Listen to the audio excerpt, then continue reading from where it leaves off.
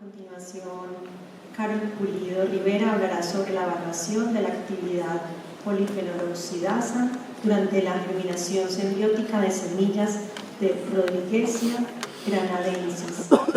Pulido es bióloga de la Universidad del Tolima y miembro actual de la comunidad académica como investigadora activa en el Grupo de Investigación en Productos Naturales. Bien, buenas tardes.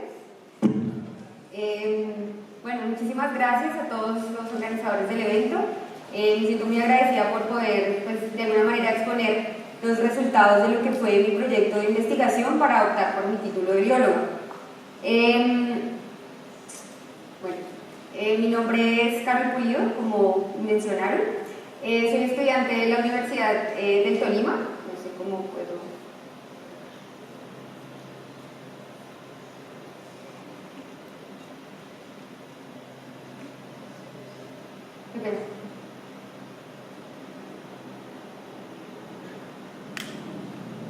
Ok, listo.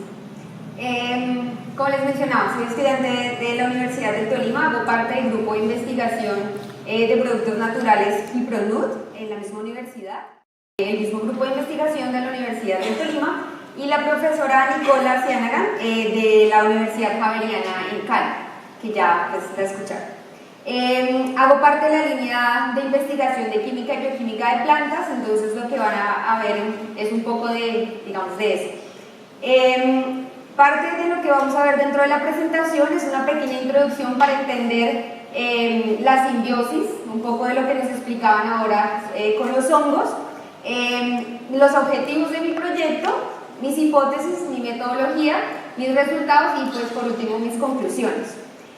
Para iniciar debemos recordar las características, digamos, comunes de las semillas, que generalmente, pues, lo primero es que presentan una latencia, ¿cierto? Una inhibición respiratoria, carecen de endospermo, de una capa de nutrientes que les permite germinar, carecen de glioxisomas, que son, de alguna manera, esos organelos que les permiten metabolizar lípidos, y adicional a ello, pues, carecen de complejos enzimáticos para poder digerir los pocos polisacáridos que tienen.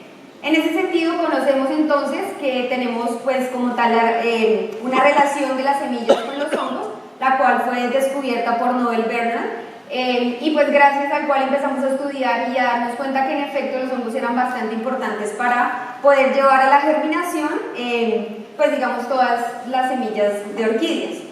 En ese sentido, nosotros hemos podido identificar que hay orquídeas específicas, significa que pueden germinar con una gama amplia de hongos que están de pronto distanciados genéticamente y algunas que son especialistas que en este caso pueden germinar con un número más limitado y que están muy cercanos filogenéticamente. Hay orquídeas que presentan diferentes grados de especificidad. Y todo esto lo hemos podido verificar a través de tasas de germinación, a través de estudios de activación génica y a través de estudios filogenéticos, que son los que de alguna manera nos permiten hablar un poco de especificidad.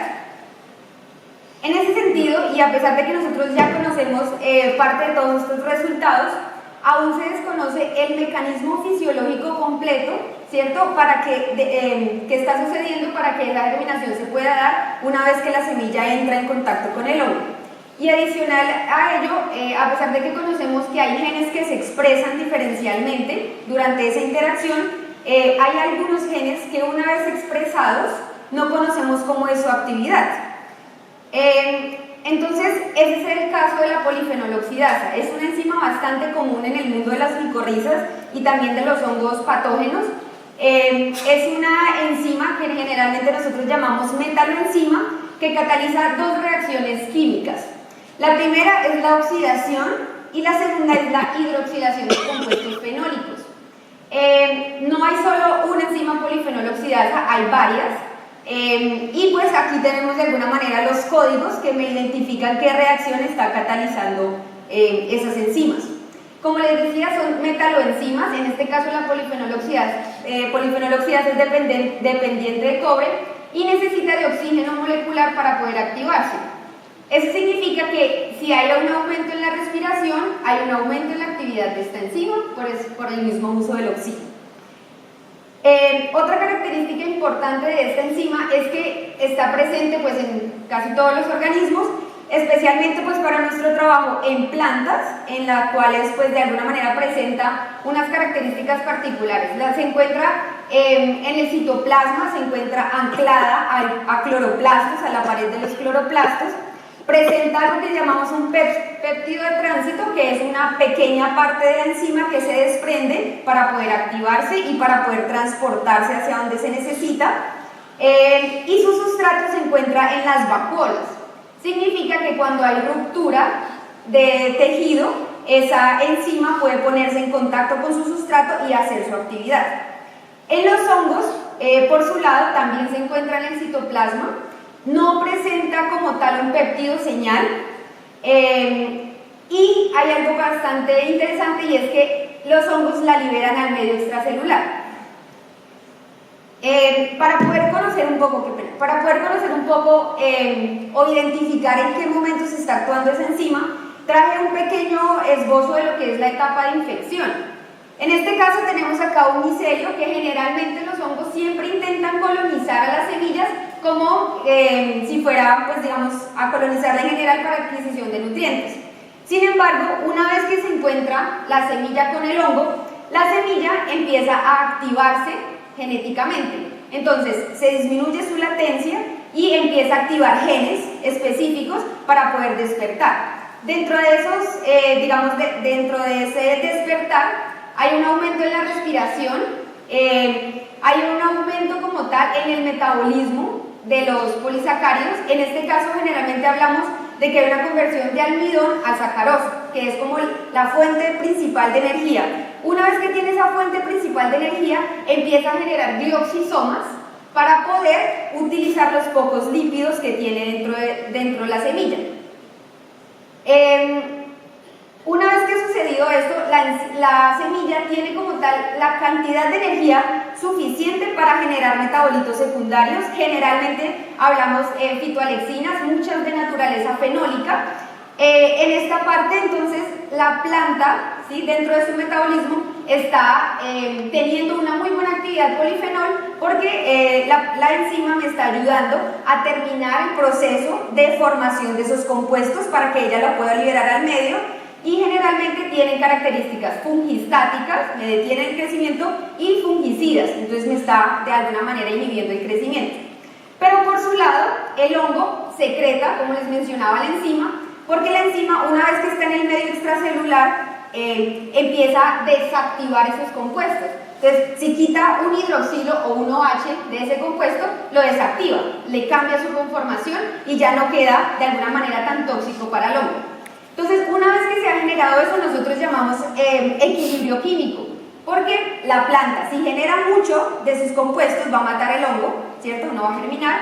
Y si el hongo genera muchas de esas enzimas, entonces va a empezar a liberar sus enzimas degradantes y va a terminar por comerse a la semilla.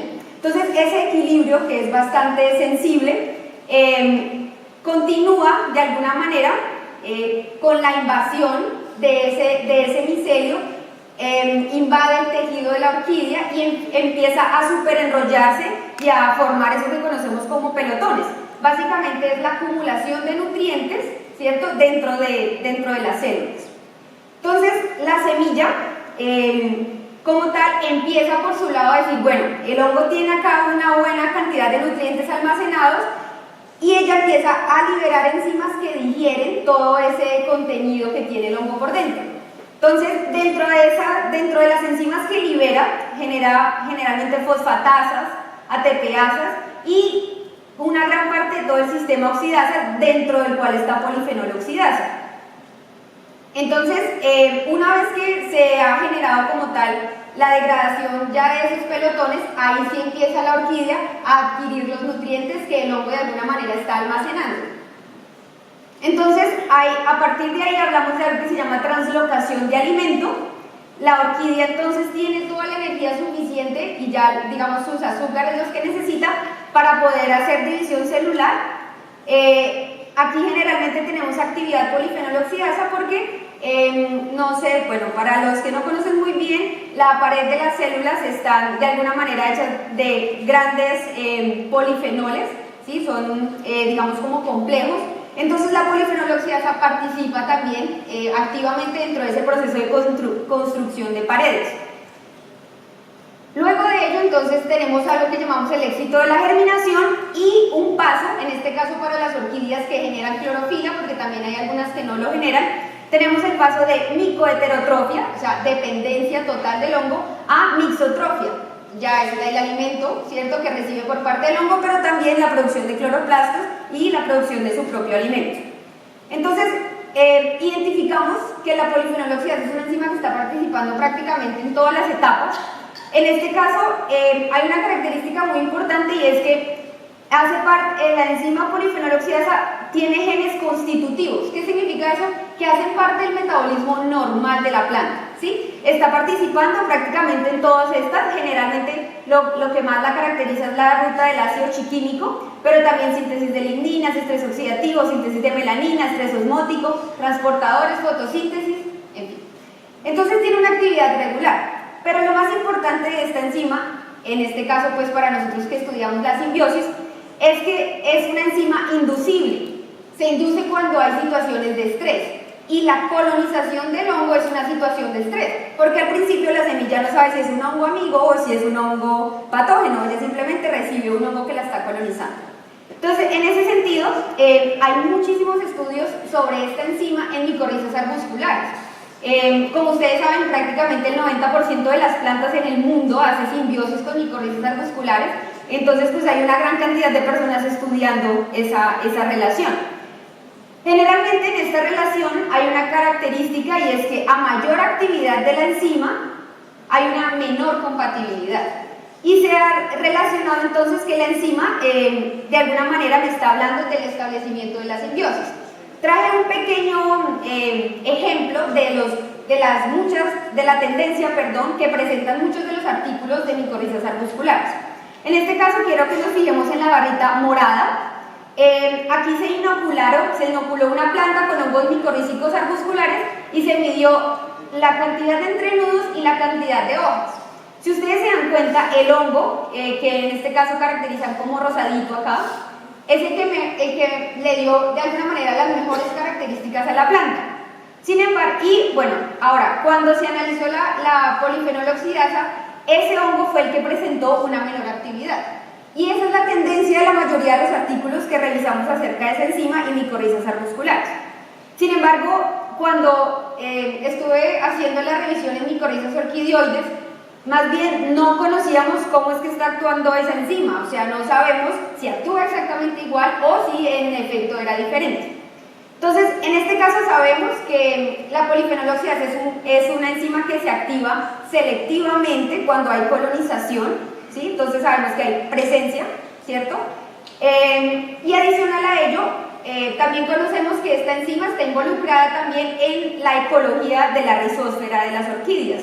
Entonces, si hay una buena cantidad de polifenoloxidasa en una orquídea, hay una cierta cantidad de bacterias que están rodeando la rizósfera y eso cambia dependiendo de la actividad de la enzima.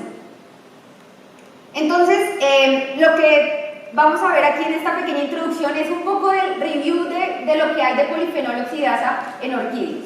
Este es el primer estudio que aparece de polifenol y es la invasión de un hongo, generalmente en este caso Rhizoctonia, en protocormos, o sea, ya la etapa avanzada. ¿Qué encontraron los investigadores? En este caso tenemos acá que había un pico de actividad, ¿sí?, entre el día 3 y el día 15, y aquí lo podemos ver claramente. Y adicional a ello también miraron cuál era la tasa de oxígeno, o sea, cómo estaba, digamos, el aumento de la respiración, y veíamos, en este caso aquí, los blanquitos son los que están infectados y los negros los que no están infectados. Y veíamos que hay un aumento en la respiración claramente. Entonces, cuando se ve el detalle, la enzima, bueno, en este caso empieza también ese pico de actividad, está relacionado con el uso de oxígeno, que tiene dos picos, entre el día 7 y 9 y el día 13 y 15 más o menos. Este autor, que es como el que de alguna manera abre las puertas para poder hablar de polifenol en orquídeas, menciona entre los artículos, sería interesante comparar las actividades enzimáticas bajo condiciones en las que el tejido de orquídea es invadido parasíticamente por un hongo adecuado. él de una vez, ¿cierto? Desde 1976 está diciendo, oiga, necesitamos, y sería muy interesante poder ver cómo es que está realmente sucediendo esto. Más adelante, y este artículo me encantó y creo que da una idea muy chévere de cómo es que está participando la polifenol. En este artículo caracterizaron un poco cómo estaba, de alguna manera, transportándose la enzima una vez que había interacción. Entonces, acá tenemos todo esto blanco. Vamos a hacer de cuenta que cojo una célula y la parto por la mitad.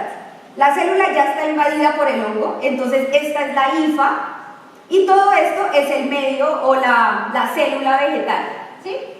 Listo. En este caso, esta es las primeras etapas de colonización.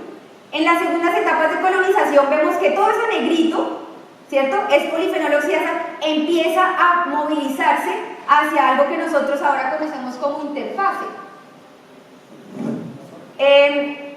En este caso ellos lo relacionaron y digamos sentaron las bases para poder hablar de esa desactivación de compuestos fenólicos que yo les mencionaba. Entonces se habla de que los hongos los liberan al medio para poder desactivar esos compuestos.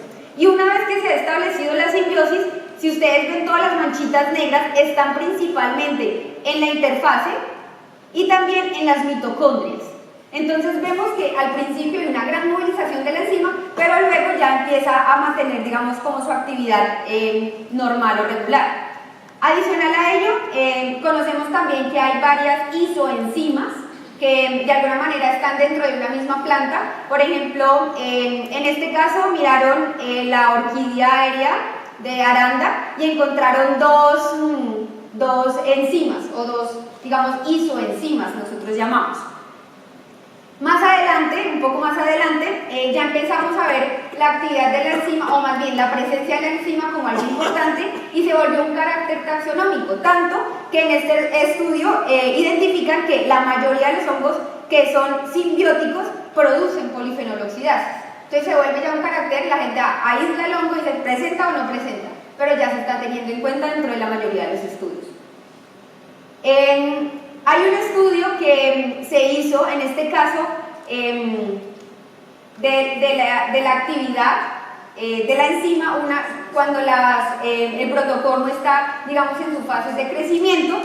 Identificaron una actividad demasiado regular. Claramente no hay hongo, ¿cierto? La semilla se está poniendo como tal en un medio enriquecido, por lo tanto no tiene mucho estrés a su alrededor. Y como la enzima me mide el estrés, pues es normal de alguna manera encontrar una actividad relativamente, pues con una tendencia no muy variable. Entonces, como ustedes se dan cuenta, aún el vacío de cómo estaba esa enzima participando en la simbiosis, pues estaba abierto. Entonces, nos planteamos como objetivo identificar la relación que tenía esa enzima con la especificidad con los hongos micorrízicos. Para ello, me planteé los objetivos específicos de aislar, identificar y caracterizar los endófitos que encontrara en la especie Rodriguesia granadensis, evaluar como tal los cambios de la actividad durante esa interacción, durante esos primeros momentos de interacción, y también identificar qué tan específica estaba haciendo esa orquídea a los hongos que se encontraban en ella. Para ello me planteé dos hipótesis. La primera es que, así como sucede en micorrizas arbusculares, la actividad al principio iba a tender a ser muy alta y luego a estabilizarse si había pues, digamos, una compatibilidad química y genética.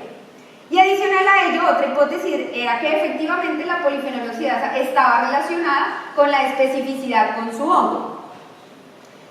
Esto ya es un poco más estadístico. Mi hipótesis nula pues es que la actividad entre los hongos que aislara no iba a presentar características significativas, y la alternativa es que sí iban a haber diferencias significativas entre los diferentes hongos que aislaron. Dentro de mi metodología, entonces, pues en efecto se aislaron y se identificaron molecularmente, pues usando la región ITS. Se evaluó la caracterización de polifenol en medio PDA solitos. Se cosecharon semillas de Rodriguesia, se evaluó su viabilidad usando tetrazolio. Se hicieron los ensayos de germinación y durante los ensayos de germinación se tomaron extractos que de alguna manera, a los que se les cuantificaba la concentración de proteína y a los que se les hacía como tal el ensayo enzimático. En este caso, pues la concentración de proteína se hizo pues por la metodología de Bradford. Y un análisis estadístico pues que me permitía poder identificar todas esas hipótesis que me había planteado.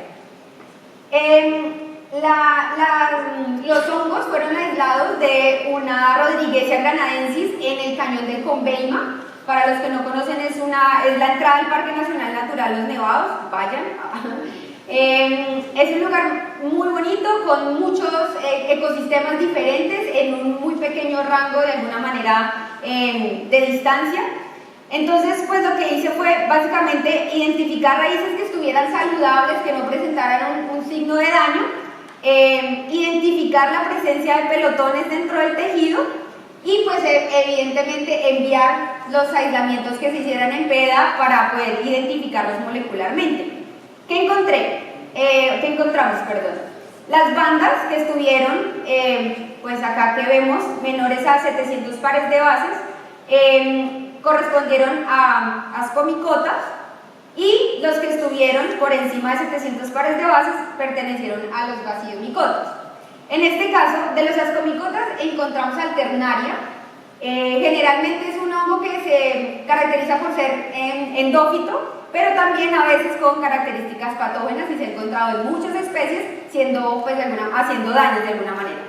Se encontró también Coletotrichum y se encontró Nigrospora. Hay algo bastante particular y es que Nigrospora y Alternaria se encuentran de manera, digamos, muy consecutiva en muchas especies de orquídeas y se han hecho estudios donde los dos hongos actúan sinérgicamente. Entonces es muy interesante seguir encontrando, ¿sí?, estos hongos en las orquídeas que de alguna manera estamos estudiando. Invito a las personas que están aislando hongos que no solo aislemos Ceratobacillium o Tulasnella, sino que también identifiquemos cuáles son los otros hongos que están ahí, porque de alguna manera podrían estar también ayudando a la orquídea en etapas fenológicas pues avanzadas, o pues recibiendo de alguna manera o haciendo más bien relaciones ecológicas importantes que obviamente aún desconocemos. Y dentro de Basidiomycota encontramos Ceratobacillium en efecto. Alternaria, en su análisis en BLAST, presentó pues como tal unos buenos soportes. Nigrospora igualmente con Nigrospora oricidae, pero Coletotrichum presentó muchísimas especies muy similares, por lo que se amplió la identificación de este hongo con un árbol que ya vamos a ver. Y bueno, se me estaba pasando, las dos cepas Ceratobacillium fueron binucleadas. Este es el árbol para Coletotrichum. Simplemente identificar con un poco más de precisión cuál era el hongo que estábamos aislando para poder de alguna manera buscar más específicamente cuál es su metabolismo, cuáles son sus enzimas, todo eso. Y fue afín a este complejo de especies que se llaman Coletotrichum gloesporoides, dentro de la que hay muchas otras, digámoslo, subespecies. Entonces, Coletotrichum gloesporoides presenta muchas diferencias morfológicas, entonces siempre es bueno hacer un análisis, digamos, genético para poder identificar sus afinidades. Y para Ceratobacillium, pues también, como generalmente para los que ingresan al GenBank encuentran Ceratobacillium y se acabó, ¿cierto? Hay muy pocas especies caracterizadas. Quisimos ampliar también su identificación y para ello se hizo un árbol que correspondió pues a todos los aislamientos que pudiera encontrar en el neotrópico, incluyendo pues Argentina y Chile. En este caso encontré 208 secuencias, pero se descartaron algunas porque eran muy similares, porque presentaban algunos errores de alguna manera de secuenciación, y quedaron 98 secuencias de alguna manera con las características que buscábamos óptimas para poder analizar. Encontramos de alguna manera 4 grupos que aún obviamente estamos ahí, pues digamos, analizando todavía con la profesora Nicola. Estos grupos, bueno, el primero fue altamente polifilético. No voy a hacer mucho énfasis en este árbol, pero pues de alguna manera espero que luego podamos charlar acerca de este árbol porque es muy interesante. El grupo 2 se caracterizó porque tenía el 99% de especies de orquídeas terrestres. O sea, vemos que hay una tendencia como tal de agrupación por el hábito que tienen las orquídeas. Encontramos también que en el neotrópico tenemos una gran diversidad génica, ¿cierto? Aunque todos se llamen Ceratobasidium, vemos que aquí hay un muy buen complejo y hay unas muy buenas diferenciaciones genéticas. Y adicional a ello que esas agrupaciones están influenciadas, como les decía, por el hábito de la planta, pero también por el área geográfica. Para citar un poco un ejemplo, estos dos grupos finales estuvieron caracterizados porque todos eran del norte de los Andes y Centroamérica. Pero bueno, lo importante, digamos, en este momento es las especies que había aislado de Rodriguesia granadensis, que pertenecieron a este grupo 3 asociado al grupo de Anastamosis H. Acá tenemos las especies que he aislado, hay de 4 cepas, de las cuales en efecto tenía 2 genotipos, pero también tenemos otros aislamientos de Rodriguesia granadensis en el Valle del Cauca. Entonces, lo primero que estamos viendo es que en este grupo se asociaron los hongos, tanto de Ceratobasidium que se habían aislado del Tolima como los que se habían aislado del Valle del Cauca. Y en el Tolima, de alguna manera se caracterizaron pues, por ser un poco más fríos. Entonces podríamos hablar que la especie es específica para su hongo o tiene una tendencia a la especificidad. Se caracterizó entonces la actividad polifenol, vemos aquí el Ceratobasidium presentaron la actividad mayor de polifenol oxidasa en PDA. Se evaluó su tasa de crecimiento siendo Nigrospora el hongo que presentó diferencias significativas siendo de mayor crecimiento y Alternaria de menor crecimiento. Esta es una relación proteína-polifenol, no voy a centrarme acá. Se cosechó una semilla de Rodriguesia que era del Valle del Cauca porque en el Tolima las Rodriguesias están, digamos, como teniendo algunos problemas con la viabilidad de sus cápsulas porque muchas están siendo depredadas. Se encontró este insecto dentro de una de las cápsulas, las semillas estaban completamente oscuras, dañadas. Se evaluó como tal la viabilidad, se encontró un porcentaje de viabilidad del 97%, o sea, embriones, muchísimos embriones muy buenos, una semilla madura, óptima para el cultivo. Entonces, cuando se hizo la evaluación ya como tal de hongo semilla, se encontraron entonces que lo que encontramos en los cuadritos son diferencias significativas. El hongo que está acá en negro es Coletotricum, presentó diferencias significativas en los primeros 30 días, si vemos acá. En este caso, este fue el hongo que más generó polifenol oxidasa. El que le siguió fue Nigrospora, lo tenemos en verde acá, ¿sí? El día 17 básicamente presentó diferencias significativas porque en este día es donde identificamos prácticamente cuál era la tendencia del hongo, ¿sí? Y los Ceratobasidium, por su lado, junto con Alternaria, presentaron actividades mucho más bajas. Coletotricum entonces fue el hongo que invadió primeramente la semilla y como vemos inició por el embrión y básicamente desde ahí empezó a colonizar el resto de la semilla. Hubo un punto como tal que llamamos un punto de abundancia de micelio donde además de el hongo solo estaba con un buen cuerpo, también las semillas estaban completamente invadidas. Sobre el día 30 hacia adelante ya las semillas empezaron a perder coloración en el embrión y empezamos a ver que la actividad polifenol empezaba a decrecer y lo asociamos con la muerte de las semillas o con la pérdida de viabilidad de esa semilla prácticamente porque el hongo se le estaba consumiendo sus nutrientes.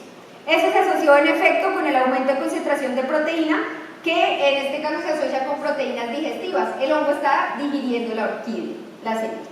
Entonces al final tenemos una parasitosis total, muestras de antragnosis típicas de este hongo y en algunos pérdida completa de la coloración del embrión. Nigrospora también pues, presentó digamos, una tendencia muy similar de actividad. En este caso esporuló a partir del embrión de la semilla. Entonces vemos que estaba consumiéndose los nutrientes de la semilla y a partir de ahí generando sus estructuras reproductivas. Más adelante entonces ya vemos, bueno no sé si se ve muy claro, pero empezamos a ver manchas oscuras en la semilla o básicamente unos daños ya en el tejido como tal. Y la actividad también en aumento sobre el día 17, pero luego esta barrita morada empezó a decrecer completamente. Y si vemos al detalle, a pesar de que hay un decrecimiento, sobre el día 51 había una actividad, o sea la semilla seguía viva, pero el hongo se la estaba consumiendo.